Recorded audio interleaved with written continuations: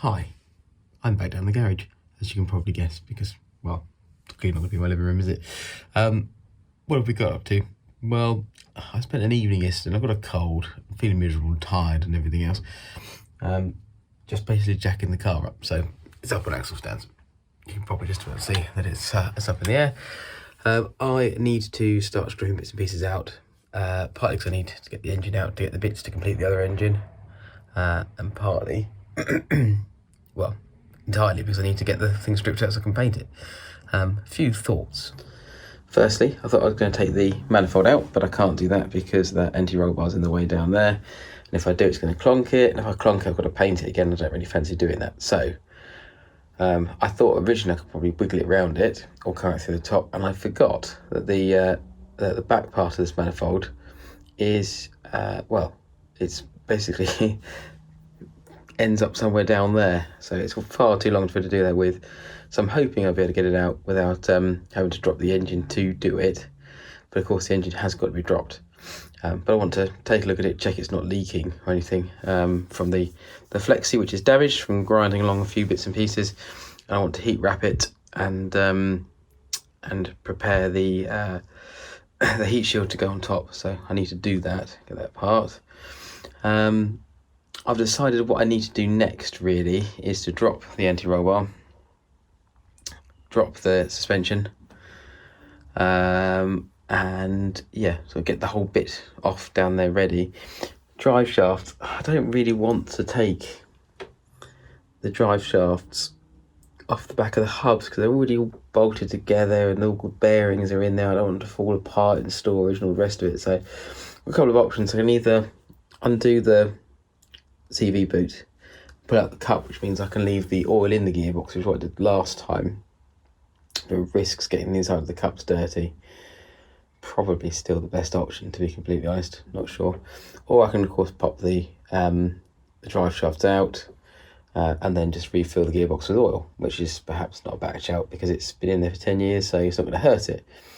Not that it's done a massive amount of mileage, but anyway, that's what I am going to do next. Oh, I had another thought as well. So this is where the heater box was. Wiring before came out the side of the fuse box. You can sort of just about see it there, and I wasn't a massive fan of that, just because I think it could probably be a bit neater. Now up here we've got this entire panel. Now the ECU, I should think, is probably going to mount the other side of this.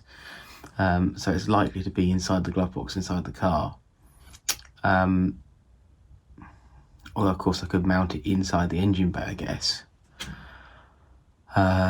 Depending on what we want to do. So mount it up there out the way on the bulkhead, because it's supposedly water resistant. So it should be relatively safe at the top there out the way, as long as the plugs are facing down. Or I'm going to put a big grommet in here for the wiring loom. Sort of a bit like the throttle cable, but a bit bigger, and then be able to run the wiring loom out from inside the car to here. I guess that might be neater. I'd like it to be neat really. So battery tray is just here, which is, as you can see, solid. And when I did this first time round, I popped in little rubber grommets. You can probably just see in the top corner there, in the back of the tray. So that if you wanted to, you could run cabling through. Actually, I don't think there is anything underneath the one at the back of the tray, truth be told. I don't actually remember.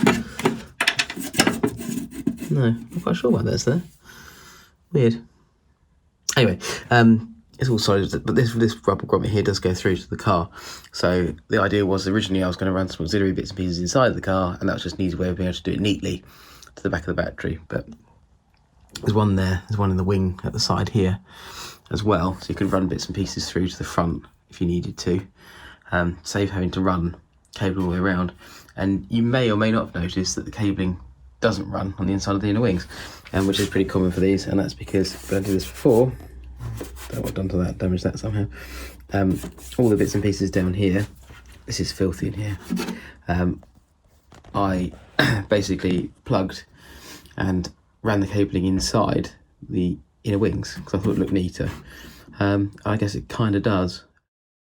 Okay then, there's the aforementioned long manifold pipe that goes all the way back to there before it joins. So yeah, that's it's a long way back, so you can see where I'd have to drop the bar. I've undone this. There we go, there's the shackles. I've undone the two 24mm nuts that hold the bar on. Just remember that one is left-hand thread, so I'm not going to try and wiggle the thing out. I might have to undo something, steering or something, to try and get it out. We'll see. But yeah, we'll try and drop that. Also, gearbox cradle, which needs to come off. Would have clonked this, so whatever happens needs to come off. I had thought about dropping the whole lot together, so just undoing the suspension, undoing the lower arms, everything else, and dropping it all out together. The problem is putting stuff somewhere. The other problem is working in your garage of an evening at home. Although it's nice and quiet, you can't make too much noise, which is a real pain, so everything does take a bit longer. So there it is on the deck. One massively long pipe, one manifold, and you can see the damage here to the flexi where it's been rubbing on the ground. So I need to try and work that out. You can see the exhaust ports here. And this is the side that goes against the engine. A load of oil. So one would assume it has been burning some oil, but inside the ports themselves there's nothing obvious. No obvious signs of a leak above, so who knows? Jobs on tonight's agenda. Well, I need to have a look at the alternator and figure out if it's just me or whether it's seized. If it's seized, I need a new one. If I need a new one, about 60 quid, so that's not too much of a problem. And I also need to take a look at this. So I've popped in there an absolute beast of an old Allen key. It's a huge one. Look, size of that. Anyway, and I have got here a 19mm. Now, the 17 and 19 is near enough the same size. I'm pretty sure it's a 17 on there, but nevertheless, if I allow myself space to really get that in there, I know how much I've got. So that's representing the stud, that's representing this. So I shall just line these up now, draw around, give myself a little bit of extra space. Just need to make sure I leave enough space at the top there for that. I'm hoping I'll be able to pop the cover plate back on without having to modify it on this side, which will help stop stuff from getting in there. The cover plate, that is, helps up there. Cover off, it looks like I'm going to cut out this sort of section, which handily I think might line up this little bit just along the bottom here below that that sort of casting mark, if that makes sense, and this sort of whole corner. So maybe I could, you can sort of see where that's where it goes through the stud. I could just make it a lot smaller just so it's big enough to take the nut, and you might be wondering why not. And the simple reason is that sometimes if it's not quite perfectly located, it might be nice to be able to just adjust it forward back slightly, and there's a little slot in the engine mount, so if it's a bit too far over one way or the other, you can adjust it, and there's not a lot of space when the engine box is in there.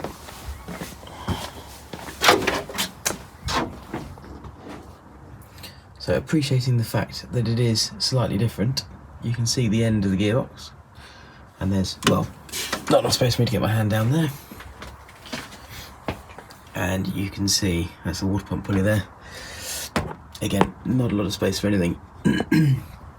And down the back there, get it slightly different on this car, just there is that front stud with the nut on the end of it, which I think is a 17mm, but anyway, I guess if you had a stubby you might just about get in there and be able to adjust. Right, a few little bits then. Oil is dropped. Thankfully you can always get rid of this, of course, at your local tip or whatever, and I've got somewhere at work to take it, which is handy, so you can dispose of safely. I've decided I'm going to just pop the clips off of the CV boots, hopefully be able to have just enough wiggle room to pull the drive shaft out. If not, then, well, I'm going to have to undo these, I suppose. I don't really want to because they're a pain in the skin and out, but hey, I might do it. And if not, I've got to take the steering rack off at some point anyway, so I can undo all that and see if we get just enough space to drop them out. I seem to remember that's how I did it last time, and I also seem to remember it was just the best way of doing it at the time. Also means that all the stuff that I've painted, and it still looks nice and tidy, I don't need to mark by taking everything off. When it comes to painting the drive shafts though, I can obviously sort that out later on. In the meantime, all the bearings and bits and pieces will of course stay together if I don't disconnect the drive shaft. So I guess if I leave it all there, then that's going to be a good thing for now. I've got to that point where I've just had enough for the evening. Really, it's about 11 o'clock, and I think there's probably as much as I want to do today. So I have the steering rack this side. The other side, I just turn the wheel and full lock. I just pop the drive shaft out, no problems. This side, well, still not enough plate. So, couple of options really. Undo this. I'm going to have to undo it at some point anyway to take the suspension leg out. Originally I was thinking I might have to drop the car back down again and then physically manoeuvre it around. I'm now thinking maybe make some sort of dolly up so that I can move the car and use some skates to move the back end of it. We will see. Otherwise, if I just drop that side down, the gearbox down, side down, then I think they'll probably give me enough for it to pop out anyway. So either going up or down, either way probably shouldn't be a problem. For now, that's about it. There's one more bracket I think for me to undo on the other side. Otherwise it's effectively 2 bolts, and 2 bolts basically holding the thing in. There's one that goes through the wing somewhere up here, and one that holds it on from the top. Then the engine can drop and come out. And I think that is it for now. Don't forget to like and subscribe so you can follow us for the latest updates.